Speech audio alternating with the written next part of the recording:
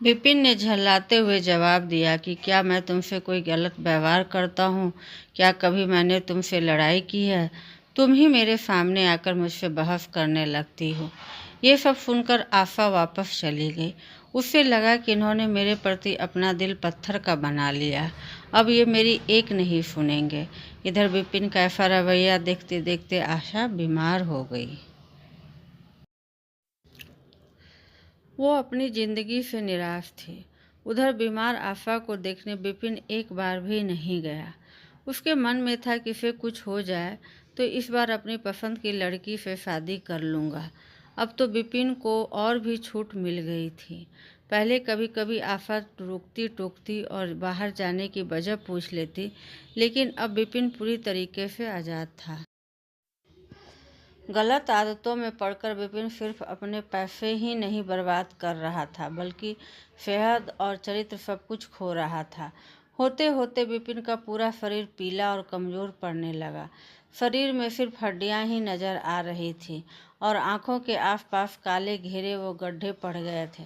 अपने चेहरे को देखकर रोज विपिन उसे संवारने की कोशिश करता, लेकिन कुछ नहीं हो पाता। एक दिन महीने से बीमार पड़ी आशा बरामदे के पास चारपाई पर लेटी थी। उसने विपिन को काफ़ी समय से नहीं देखा था, इसलिए किसी से विपिन को बुलावा भेजा। आशा के मन में था कि बुलावा तो भेज दिया है, लेकिन वो आएंगे नहीं।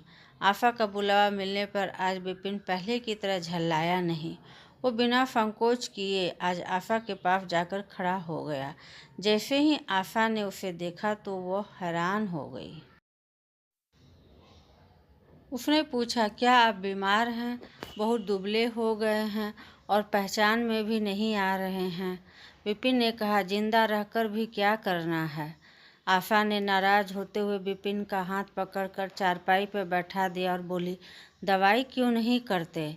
आज आशा के इस तरह उसे खींचने पर विपिन नाराज नहीं हुआ। उसके व्यवहार में वो कड़वाहट नहीं थी। उसका गुस्सा जैसे पिघल गया था। चारपाई पे बैठते ही विपिन ने जवाब दिया, अब दवाई से मेरा कुछ नहीं होगा। मौत ही मुझे अपने साथ लेकर जाएगी। मैं ऐसा तुम्हें दुख देने के लिए नहीं कह रहा हूँ। मैं भयंकर रोग से ग्रसित हूँ और अब मैं बच नहीं सकता। इतना कहते ही विपिन चारपाई पर बेहोश होकर गिर गया। उसका पूरा शरीर कांपने लगा और पसीना पसीना हो गया। विपिन की ये हालत देखकर महीनों से बीमार पड़ी आशा झट से बिस्तर से उठ गई। वो पानी लाकर विपिन के चेहरे पर मारने लगी, लेकिन उसे होश नहीं आया। शाम तक विपिन का मुंह टेढ़ा हो गया और शरीर में कोई हरकत नहीं थी। यह लकवा था जिसकी चपेट में विपिन आ गया था। इस रोग में बीमार आशा ने विपिन की खूब सेवा की। लगातार 15 दिन तक विपिन की स्थिति नाजुक बनी रही। दिन रात एक करके आशा द्वारा की गई मेहनत रंग लाने लगी। विपिन की हालत कुछ संभली, लेकिन अभी भी आशा अपनी गोद में सुलाकर ही विपिन को दवाई पिलाती और खाना खिलाती थी। इन सब में वो अपनी तबीयत को जैसे भूल ही गई थी। शरीर बुखार से तपता था, लेकिन उसे विपिन की स्थिति के सामने खुद की सेहत कुछ भी नहीं लगती थी। अब विपिन के दोनों पैरों में थोड़ी ताकत आने लगी थी। होते होते 4-5 महीने में वह अपने पैरों पर खड़ा होने लगा, लेकिन उसका मुंह टेढ़ा का टेढ़ा ही रहा।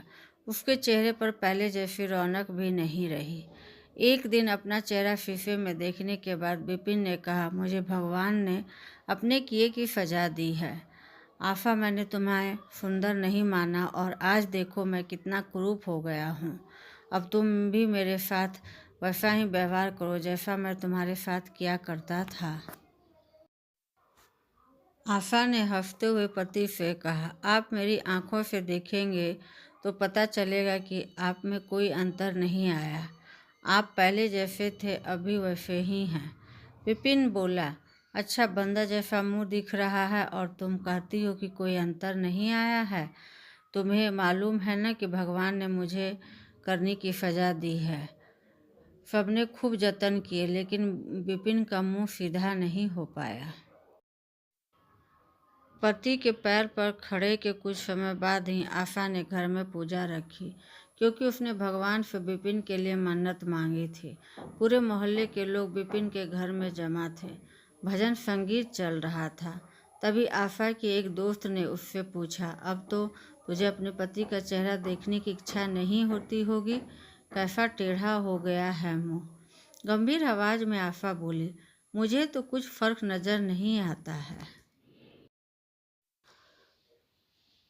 उसकी दोस्त ने पलट कर कहा, चल झूठी, ऐसा थोड़ा ही होता है, बातें मत बना ज़्यादा।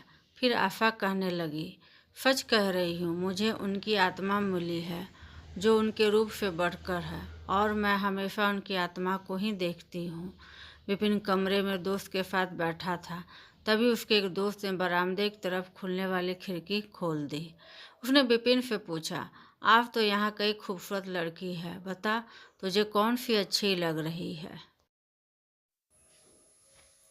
विपिन ने कहा, खिड़की बंद कर दो, और जहाँ तक रही पसंद की बात, तो मुझे वही पसंद है जिसके हाथ में फूल की थाली है। दोस्त ने पूछा, तेरे चेहरे के साथ पसंद भी खराब हो गई है क्या? मुझे तो वह दूसरों से कम खूबसूरत लगती है। विपिन बोला, मैं उसकी आत्मा को देख रहा हूँ, वो हर किसी की सूरत से ज़्यादा सुंदर है। तब उसने पूछा, अच्छा यही तुम्हारी पत्नी है क्या? विपिन ने कहा, हाँ बिल्कुल, यही वो देवी तुल्य महिला है। कहानी से सीख, व्यक्ति की बाहरी सुंदरता नहीं बल्कि मन की सुंदरता देखनी चाहिए। बाहरी सुंदरता कभी भी फीकी पड़ सकती है, लेकिन जिसका मन सुंदर है वह व्यक्ति हमेशा ही सुंदर रहता है। और अच्छी कहानी सुनने के लिए मेरे चैनल से जुड़े रहिए। वीडियो देखने के लिए धन्यवाद।